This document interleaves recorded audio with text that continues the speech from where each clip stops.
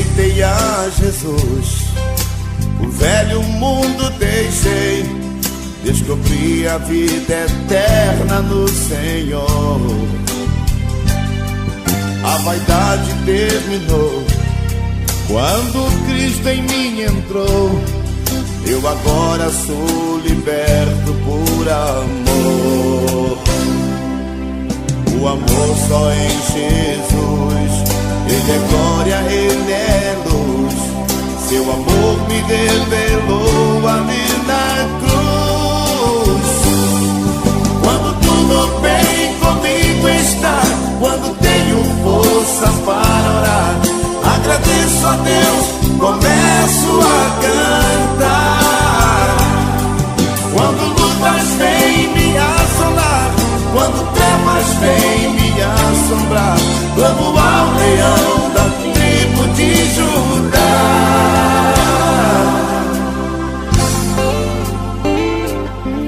Quando olho para o céu, vejo estrelas a brilhar, posso crer que maior brilho em mim terá. Esse brilho é pura luz, reluzida por Jesus. Na cidade santa eu vou. Tu n'auras nulle leçon cette nuit. Au nom de Jésus. Au nom de Jésus. Père, merci pour tout ce que tu m'as dit. Et c'est dans le nom de Jésus que nous disons Amen. Amen. Amen. Le parcours de la destinée. Et si nous voulons étudier un enfant qui s'appelle Joseph, Joseph en hébreu disait tout simplement Yassa. C'est un nom hébreu qui voulait dire l'Éternel ajoute. Et qui signifiait aussi Asaph. J'ai dit Yassa et Asaph. Yassaf, Éternel qu'il ajoute. Asaph, qui veut dire que l'Éternel enlève. C'est dans Genèse chapitre 30, verset 23 à 24. Je vais lire rapidement. Nous voulons étudier vraiment Joseph convenablement, si le Seigneur peut nous permettre d'avoir vraiment ces temps. Écoute ce qu'il dit. Genèse chapitre 30, verset 23 à 24. Je lis au nom du Seigneur. Dieu se souvint de Rachel. Il exauça, il la rendit féconde. Elle devint enceinte et enfanta plutôt un fils. Et elle dit, Dieu a enlevé mon opprobre. Et il lui donna le nom de Joseph en disant que l'Éternel m'ajoute un autre. Alléluia. Ajouter, c'est augmenter. Ajouter, c'est multiplier. Que le Seigneur ajoute sur ce que j'ai. Je ne sais pas qu'est-ce qu'il voulait que le Seigneur ajoute, mais en réalité, il voulait que le Seigneur lui donne encore un autre enfant. Et l'enfant s'appelait ajouter. Pas du rajout, mais de l'ajout. Rajout, je peux dire rajout, ça le voit à ma vie, sinon. Rajouter, c'est augmenter. Rajout. Alléluia. Lui, sa maman, en venant au monde, maman dit que cet enfant, qu'on l'appelle au nom de Joseph, ça veut dire que Dieu m'ajoute un autre, qu'il m'augmente un autre, qu'il me donne un autre fils. Mais il y a ça qui dit qu'il m'enlève l'opprobre. Ma fille n'a pas mis. Alléluia. Comment il y a moi na soni longwe. Comment il y a moi noyo bututu longwe. L'Éternel a enlevé à moi. L'enfant avait des mots, des noms tout à fait différents. Mais étymologiquement parlant, nous allons comprendre les raisons pour lesquelles ce nom lui a été attribué par sa mère. Joseph était le 11e fils de Jacob. Mais l'aîné de Rachel, c'était un enfant aimé par tout le monde, par son père. Le papa haït Jacob quand il avait à peu près 90-91 ans. Il était tellement vieux. Vous savez, un enfant qu'on acquis pendant l'âge de la jeunesse, on l'aime toujours. Je me dis, les cadets ont toujours reçu toujours la bonté, c'est tout, l'amour, l'affection des parents. Parce que des fois, les parents, ils sont vers le soir de leur vie. Ils se disent, mais si on partait aujourd'hui, quelle sera sa vie? On a beaucoup plus de soucis sur l'enfant le plus petit. On s'est dit, Seigneur, je veux que je vois aussi cet enfant grandir comme ses aînés. Même si aujourd'hui tu me rappelles vers toi, qu'il soit quand même responsable, capable de pouvoir survivre tout seul. Voilà pourquoi il y a toujours l'affection envers les enfants qui sont nés en dernier. Lui n'était pas le dernier, mais il était l'avant-dernier. J'ai dit le 11e de son père et l'aîné de sa mère. Mais qu'est-ce qu'il a fait? Cet enfant naquit à l'âge où son père avait plus ou moins 90 ou 91 ans, très très vieux. C'est-à-dire que le père l'estimait beaucoup. Le père l'aimait beaucoup parce qu'il a eu à l'âge adulte, si vous voulez, dans sa vieillesse. Mais maintenant, ce que je veux dire par là, la préférence, l'estime des parents envers les enfants, ce n'est pas les enfants qui viennent demander aux parents, papa aime-moi plus que les autres. Mais c'est quelque chose, c'est l'affection qui est automatique. C'est quelque chose qui se passe dans le spirituel et qui se manifeste dans le physique. Par là, je ne veux pas dire que les aînés ne sont mal aimés non plus. Ils sont aussi bien aimés. Mais le plus petit, il y a beaucoup plus. Pourquoi? Parce que le parent s'est dit, si je partais demain, quelle sera sa vie? Est-ce que ses frères, ses sœurs aînés auront quand même de l'estime envers cet enfant? Est-ce qu'ils pourront aussi vraiment l'éduquer comme moi je les ai éduqués? Il y a tellement de questions qui se passent dans la tête des parents qu'ils préfèrent aimer le plus petit pour une façon de l'encourager pour s'agrandir. De la même manière, Jésus, le Seigneur Dieu Tout-Puissant, créateur des cieux et de la terre, il t'aime, il m'aime. Il a regardé sur la terre, il voit, ah non, comment nous souffrons. Il dit non, cet enfant, je ne peux pas le laisser comme ça. Parce que je l'aime, je l'ai pas dans mon cœur. C'est mon fils, c'est ma fille. Il faut qu'il soit sauvé. Voilà pourquoi il envoie l'aîné de tous. Jésus qui c'est notre aîné, c'est notre grand frère. Va un peu prendre soin de tes frères, de tes sœurs qui sont sur la terre.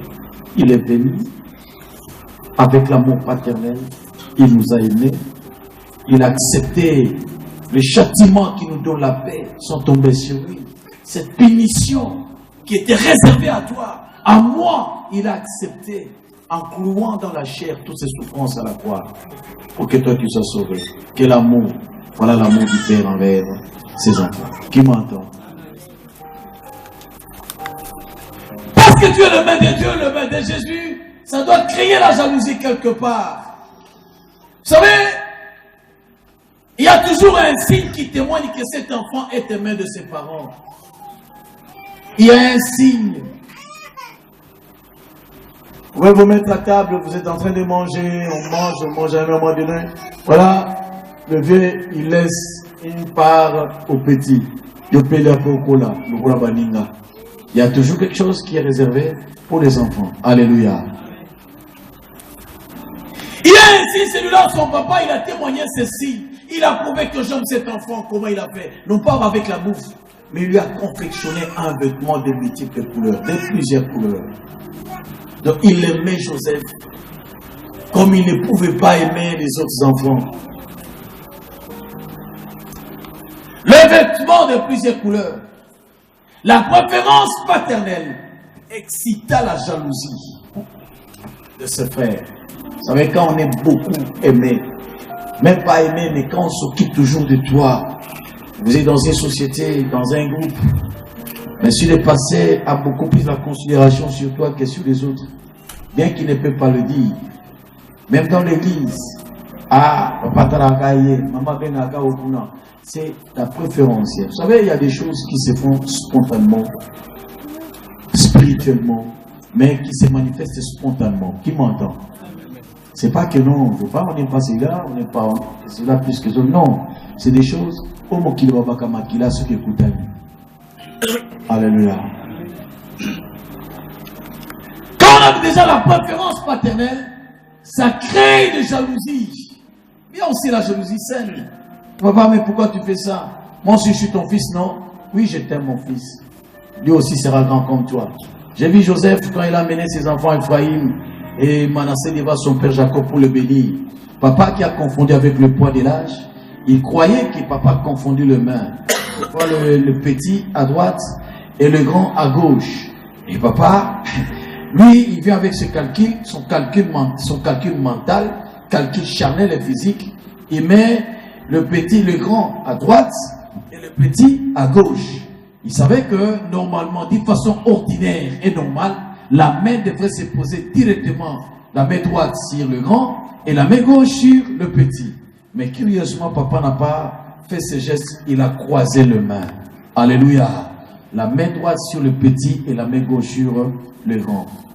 Mais papa, il a regardé, il a dit, mais papa, peut-être tu t'es trompé.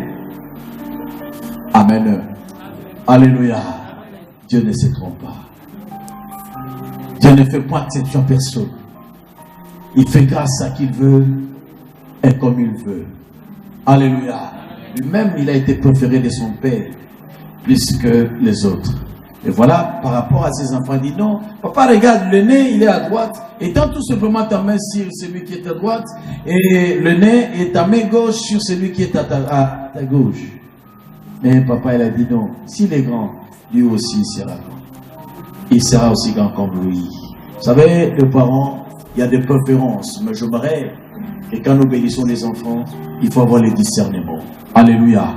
Alléluia. Chaque enfant a sa destinée sur terre. Et quand tu es révélé, tu sauras comment proclamer des bonnes choses sur les enfants. Et chacun aura sa part qui lui est destinée par le Seigneur. Lui aussi sera grand. Voilà pourquoi je vais bénir Ephraïm. La main droite, c'est la force de l'Éternel. La Bible dit, notre Seigneur est assis à la droite du Père, en train d'intercéder jour et nuit pour nous. Le Seigneur a dit à mon Seigneur, assis-toi à ma droite, jusqu'à ce que je fasse de tes ennemis ton marchepied. La droite du Seigneur, c'est la force. C'est-à-dire que ce papa, après avoir réuni toutes ses forces pour bénir ses enfants, il bénit. En commençant par les enfants de Joseph. Il a dit, tous ces enfants que tu as eu avant que je sois en Égypte, donne-les à moi. Ils m'appartiennent. Et les autres que tu auras après eux, ça sera tes enfants. Alléluia. Alléluia. Ça crée l'animosité. Mais je ne veux pas m'éterniser sur ça. Mais tout simplement, je m'arrête qu'en bénissant les enfants, il faut demander le discernement. Seigneur, qu'est-ce que je peux dire à cet enfant? Parce que ça trace aussi, ça façonne aussi les moyens, ça facilite l'enfant d'entrer dans sa destinée. Voilà pourquoi, Proverbe chapitre 22, 6, il dit, montre à l'enfant la voie qu'il doit suivre. Alléluia. Quelle voie? La voie du Seigneur. Et la voie du Seigneur amène l'enfant dans sa destinée. Alléluia. Il faut lui montrer par le moyen de la parole, par la prière, par ta bénédiction en tant que parent. C'est moi qui t'ai engendré. Tu es sorti dans mes entrailles. La Bible dit que les fruits de tes entrailles soient bénis. Ma fille, tu as été bénie dans mes entrailles. Mon fils, tu as été béni dans mes entrailles. En tant que ton parent, je t'ai béni aujourd'hui. Laisse que le chemin de ta destinée soit ouvert et que tu vives le meilleur du monde. Alléluia. Il y en a peu qui bénissent les enfants le matin. Si toi tu ne peux pas le faire, si tu n'as pas de temps pour prier pour toi-même, mais au moins pour eux, il faut le bénir. C'est ta force pendant ta vieillesse. Alléluia. Alléluia. Si tu prépares, tu veux préparer ta retraite spirituelle, commence à bénir tes enfants. Commence à pouvoir aller aux besoins spirituellement. Prie pour eux. Ça ne coûte rien. Mon fils, je prie au Seigneur pour qu'il te garde, qu'il te donne l'intelligence et la sagesse, que tu sois un homme, que tu sois une femme indispensable dans la vie. Maloba, la Bible dit c'est des talents qui proviennent la vie et la mort. Alléluia. Alléluia. L'enfant était béni. Et il y a une destinée tracée. Cet enfant Bien qu'il était aimé par ce Père, moi j'aimerais dire aujourd'hui à quelqu'un, si Dieu t'aime, c'est pas parce qu'il a été forcé par ta prière. Il t'aime parce qu'il te connaît, il sait pourquoi il t'a créé. Alléluia. Si tu trouves de l'estime auprès de tes parents, c'est pas parce que tu en mets plus que les autres. Donc, non.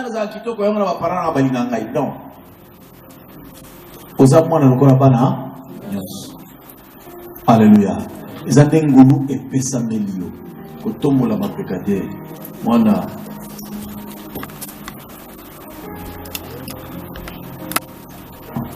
Mais voilà ce qui s'est fait. Aimé par tout le monde, aimé par son père.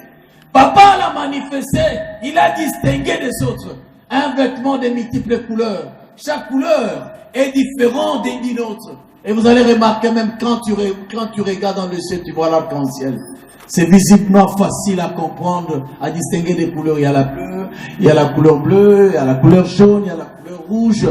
Et chaque couleur représente à son explication, bien sa signification dans les choses de Dieu. Qui m'entend?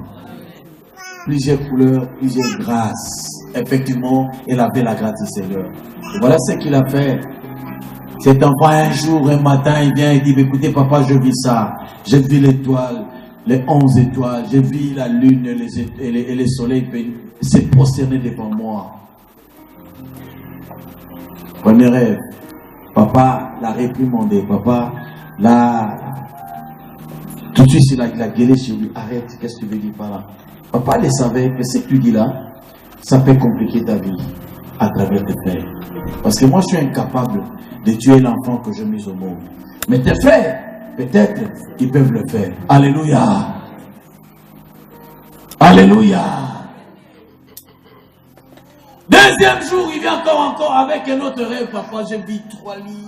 J'ai vu des gerbes qui se prosternaient devant une gerbe. Alors je n'ai pas compris. Papa dit, je crois que, vous savez, les parents, nous savons facilement détecter les pensées des enfants. Si tu en as plusieurs, tu sais que celui-ci agit comme ça. Quand il arrive à dire ça, c'est qu'il veut dire ça.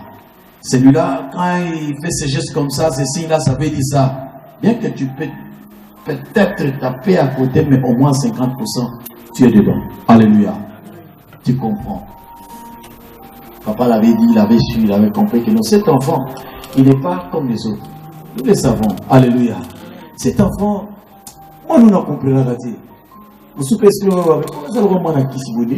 avez toujours compliqué. Vous savez, mon tellement intelligent. Intelligent, c'est que nous avons compris la raté. Vous savez, parents dans la classe, mais à qui m'a dit c'est quoi? Mais on ne se côté